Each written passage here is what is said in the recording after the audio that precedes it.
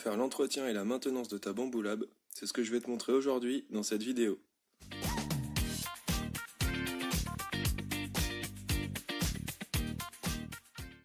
Ok, donc maintenant on va passer à l'extrudeur. Donc là, tu as le capot juste qui est clipsé, donc tu peux l'ouvrir, pas de problème. On va essayer de changer toute cette partie-là, donc le hot end avec la buse, etc. Donc on va juste enlever les vis ici et déconnecter les pins que tu as à droite. Donc là, tu as les câbles que j'ai enlevés des connecteurs, tout simplement. Ensuite, on va enlever les deux vis.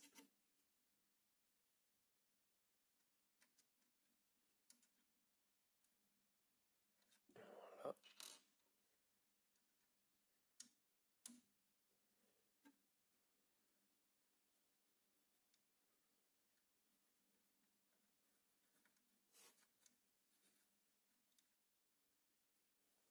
Et après, tu n'as plus qu'à faire à prendre la tête.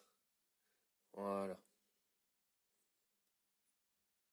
Bon, le ventilo est un peu crado. Ouais, la buse est un peu abîmée, mais bon, c'était pas catastrophe. Alors, du coup, donc ça, c'est la petite buse que j'ai achetée, donc complètement assemblée sur Bamboo Lab en 0,4 mm pour remplacer. Donc, comment elle se présente? Ah bah il y avait même les vis avec, tiens d'ailleurs.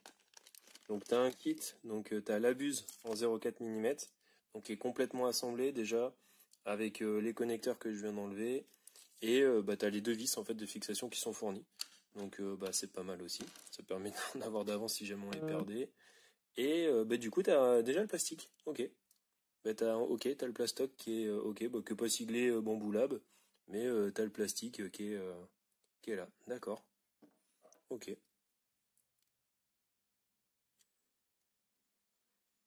Donc là, tu peux pas te tromper. Elle se place sur le côté. Donc en gros, tu vas venir l'insérer comme ça. Exactement, donc avec le ventilateur sur le côté.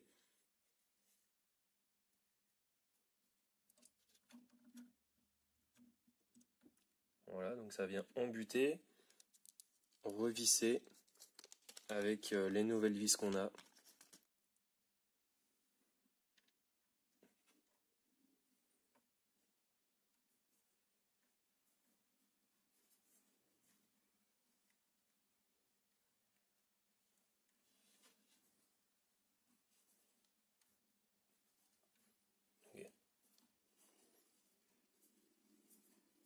Ok, et bien pour finir, il n'y a plus qu'à reconnecter les pins dans leurs connecteurs respectifs. Et donc faut le remettre dans le passe-câble. Hop. Voilà. Donc c'est juste clipper. On va faire passer lui d'abord. Hop, dans le passe-câble également. Voilà. Et le dernier, pareil, donc passe-câble, hop, voilà. Voilà, donc pendant que c'est là, tu peux aussi nettoyer la petite caméra que tu as sous le lidar, donc juste ici. Donc moi, ce que j'ai fait, c'est que j'ai pris le petit chiffon comme ça ici, qui est non abrasif, un tout petit peu d'isopropanol.